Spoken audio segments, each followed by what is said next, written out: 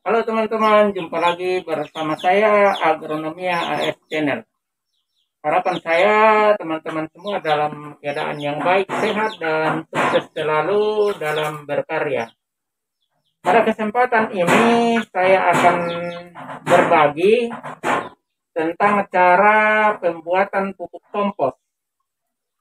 Nah, saya akan jelaskan di sini teman-teman bahan-bahan yang saya sudah siapkan. Nah, saya akan jelaskan satu persatu sebelum saya masuk dalam proses pembuatannya. Nah, yang pertama teman-teman, di sini ini sudah ada air dan di dalamnya saya sudah larutkan EM4. Nah, EM4 yang saya gunakan di sini ini 150 cc. Nah, 150 cc saya gunakan karena bahan yang akan saya buat menjadi pupuk kompos ini kurang lebih 100 kilo lebih.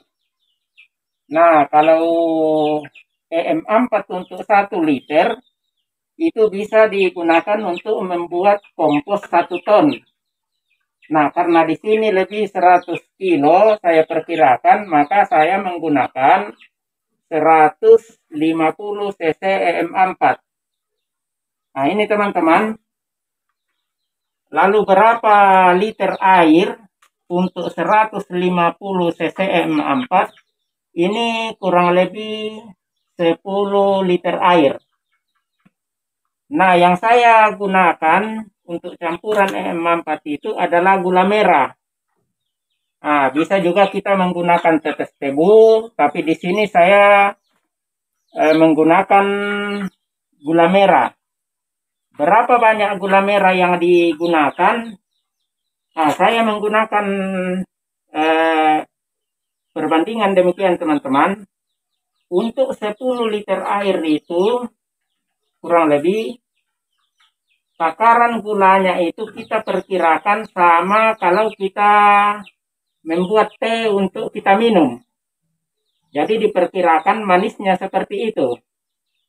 Jadi kalau saya jangan terlalu manis dan jangan juga gulanya terlalu sedikit.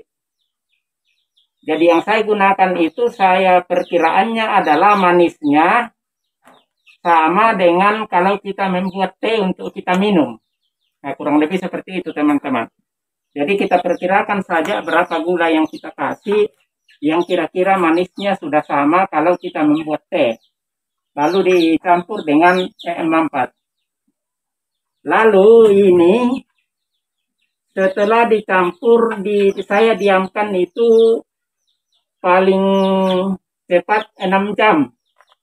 Jadi 6 jam, 7, 8 yang kalau pengalaman saya gunakan standar paling 6 jam setelah dicampur ini baru digunakan. Lalu kemudian teman-teman, saya jelaskan di sini ada kulit kopi. Ini kulit kopi yang baru saya panen. Kemudian saya kupas, ini masih segar. Di sini juga ada kulit kopi, tapi sudah lama, sudah hitam, sudah agak-agak lama saya tampung.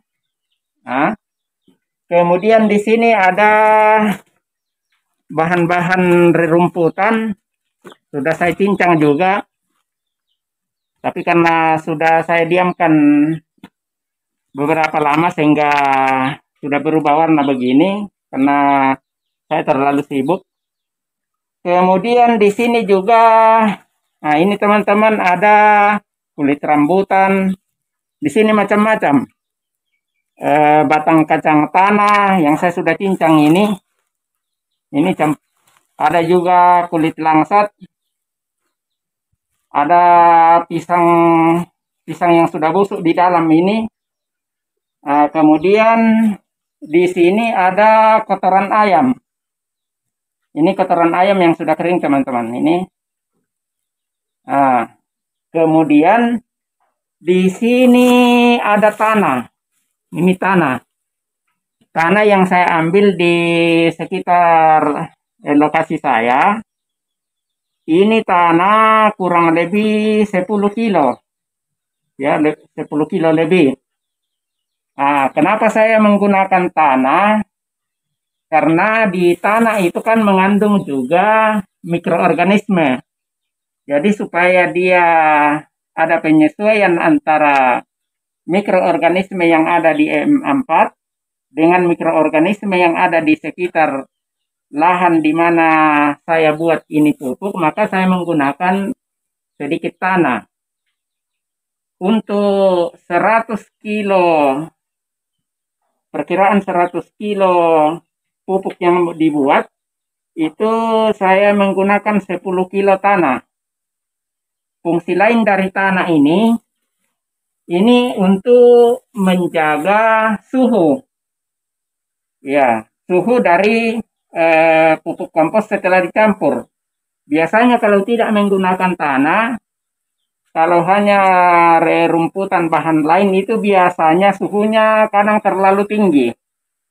Ya, jadi saya gunakan tanah selain untuk yang tadi supaya mikroorganismenya itu bisa beradaptasi dengan yang ada di M4, itu fungsi lain juga yang untuk menjaga suhu dari bahan campuran ini nanti. Nah, di sini teman-teman, di sini ada daun klorofil. Kemarin saya sudah upload juga. Ketika ini saya ambil, ini saya sudah cacah. Nah, ini teman-teman sudah halus. Nah, di sini ini adalah bahan yang mengandung nitrogen tinggi, klorofil. Ya, mungkin disebut klorofil, di sini disebut klorofil karena daunnya sangat hijau, banyak mengandung klorofil. Ya, jadi ini mengandung nitrogen yang tinggi. Nah, ini sebagai sumber nitrogen. Kalau ini yang dari kulit kopi, ini juga dengan beberapa bahan yang lain seperti kulit rambutan. Ini juga ada campuran kulit singkong. Ini adalah untuk melengkapi unsur nitrogennya seperti kalium, fosfor. Sebab kalau hanya dedaunan yang kita gunakan, ini kelengkapan dari unsur haranya itu kurang lengkap. Nah, teman-teman, dalam membuat pupuk kompos itu tidak harus seperti bahan ini. Di tempat teman-teman juga apa saja yang bisa dibuat, dedaunan, kulit buah-buahan, dan lain sebagainya. Nah, ini teman-teman. Jadi ini akan dicampur semua dan akan baru dicampur. Jadi saya akan mulai teman-teman.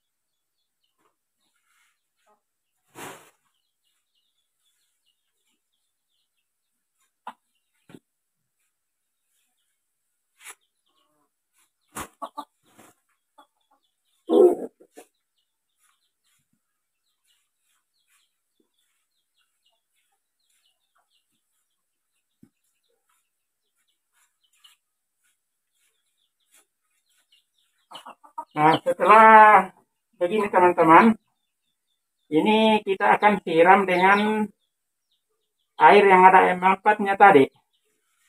Nah, nanti kemudian baru diratakan lagi. Ini saya menggunakan garpu, karena dengan menggunakan garpu lebih mudah dan dia lebih tercampur. Seperti ini teman-teman. Jadi saya menggunakan garpu supaya dia lebih tercampur. Oke, jadi kita akan siram.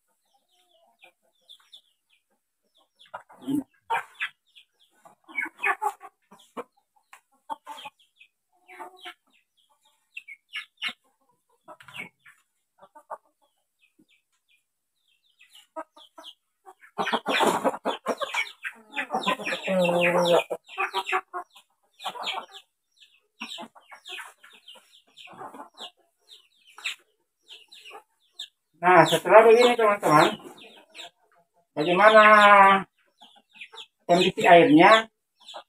Biasa yang jadi patokan begini teman-teman. Kalau dipegang begini tidak menggumpal, itu sudah cukup. Nah, kalau misalnya masih dianggap kurang airnya, itu sudah bisa kita menggunakan air biasa untuk tambahannya. Karena di dalam kan sudah ada KM4-nya. Bisa kita menambah air lalu digaruk sampai rata. Ya. Nah, tapi kalau seperti ini, karena bahannya ada bahan mentah, dedaunan yang mengandung air, jadi tidak apa-apa, airnya tidak terlalu banyak. Yang penting kelihatan bahwa ini semua sudah agak basah kelihatan. Ya, karena kalau kita menggunakan bahan yang apalagi daun masih mentah, itu mengandung air. Jadi untuk banyaknya air dikondisikan saja. Kalau semua bahannya itu bahan kering yang digunakan, patokannya itu kalau digenggam itu sudah tidak menggumpal, nah itu jadi patokannya. Nah menurut saya kalau